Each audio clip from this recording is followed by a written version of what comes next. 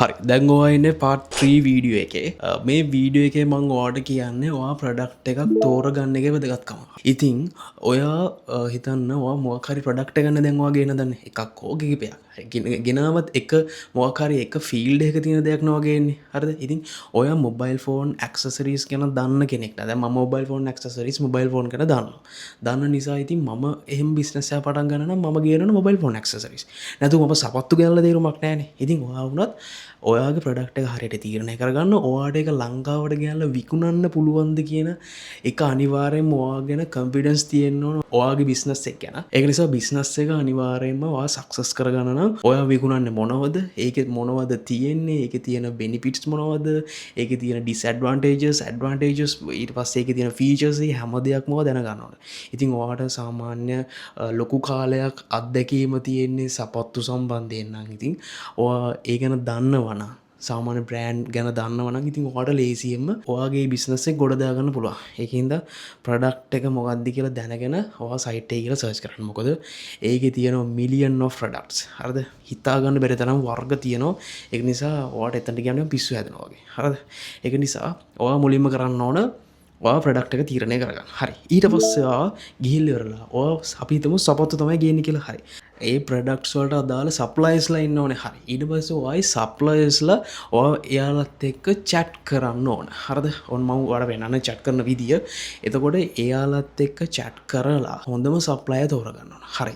දැන් බලමු අපි හොඳම සප්ලයර් තෝරගන්නේ කොහොමද කියලා. හරි. දැන් ඔයාගේ ප්‍රොඩක්ට් එක ඔයා දන්නවා.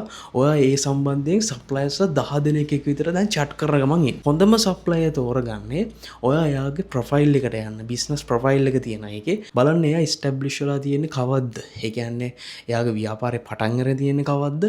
අලිබබා එක රෙජිස්ටර් වෙලා ඔය හෝල්සේල් ටිය ප්‍රොඩක්ට්ස් විකුණන්න කවද්ද පටන් අරන් තියෙන්නේ? කොච්චර කාලයක් කරගෙන ඇවිල්ලා තියෙනවද කියලා බලන්න. ඊට පස්සේ රේටින්ග්ස් ගොඩක් වැදගත්. කොච්චර රේටින්ග්ස් තියෙනවද? මොන කන්ට්‍රීස් වලද මෙයා යවලා තියෙන්නේ? සම්පූර්ණ ඔය බිස්නස් ප්‍රොෆයිල් එකට ගියාම සම්පූර්ණ විස්තර බලා ගන්න පුළුවන්. එකක් රේටින්ග්ස් ලංකාවට ගෙනල්ලා තියෙනවද? ලංකාවට එවුවයිගේ ෆීඩ්බැක් මොන වගේද? ඒ දේවල් ඔයාට සම්පූර්ණ ඉන් ඩීටේල් බිස්නස් ප්‍රොෆයිල් එකට ගියාට පස්සේ බලාගන්න පුළුවන් අදාළ සප්ලයි එක. ඉතින් ඔයා 10 දෙනෙක් විතර අරගෙන දැන් එයාලත් එක්ක chat කරලා ඔයාගේ ප්‍රොඩක්ට් එක ගැන අහනවා. මේක තියෙනවද? මේක තියෙනවද? ඔයා මිල අහනවා. මිල අඩු කරන්න පුළුවන්ද කියලා අහනවා. ඩිලිවරි charge එක. ඩිලිවරි charges කියන්නේ ඒජන්ට්ගේ වෙයාහවුස් එකට යනකම් තියෙන charges එක පළවෙනි බැලුවා නම් ඔයාට දැනුම තියෙනවා. ඒජන්ට්ගේ වෙයාහවුස් එකට යනකම් චයිනා හෝ ඕනම කන්ට්‍රි එකක තියෙන වෙයාහවුස් එකට යනකම් යන කොස්ට් එක ෆ්‍රීද දෙන්නේ. ඒ දේවල් හැම දෙයක්ම ඔයා අයිඩිය එක කරගන්න ඕන අනිවාර්යෙන්ම. එතකොට බිස්නස් ප්‍රොෆයිල් එකට ගියා පස්සේ ඔයාට ඒක බලා ගන්න පුළුවන්. හරි. තව වැදගත් දෙයක් තමයි සර්ටිෆිකේට් එකේ ස්ක්‍රීන්ෂොට් එකක් අරගෙන ඇවිල්ලා අප්ලෝඩ් කරනවා Gemini AI එකට නැත්නම් ChatGPT එකට. ඉතින් අප්ලෝඩ් කළා ඔයා කියන්න මට මේක දෙන්න මොකද්ද මේ සර්ටිෆිකේට් එක මේකේ මොකද්ද තියෙන්නේ කියන එක ChatGPT එකෙන් හරි Gemini AI එකෙන් උනත් රෙකමන්ඩ් කරයි ඔයාගේ බිස්නස් පාර්ට්නර් විදිහට නැත්නම් ඔයාගේ සප්ලයර් විදියට ගන්න පුළුවන් කියලා. ඉතින් ඔයාට එහෙමත් අයිඩියක් ගන්න මොකද සර්ටිෆිකේට් ගත්තට පස්සේ ඔයාලට බැලුවම එක තේරෙන්නේ නැති වෙන්න පුළුවන්. ඉතින් එහෙම තමයි සාමාන්‍යයෙන් හොඳ සප්ලයි කෙනෙක් තෝරගන්නේ. ගොඩක්ම අය තෝරන්නේ රේටින්ග්ස් වලින්. ඒ වුණාට අර වගේ පැතිවලටත් යන්න. මුලින්ම කරුවා ප්‍රොඩක්ට් එක තෝරගන්න.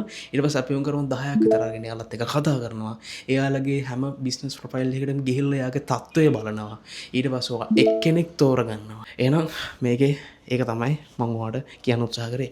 හරි. අපි හතරවෙනි වීඩියෝ එකට ගිහිල්ලා බලමු ඒජන්ට් කොහොමද අපිට ගැළපෙන විදිහට තෝරගන්නේ කියලා.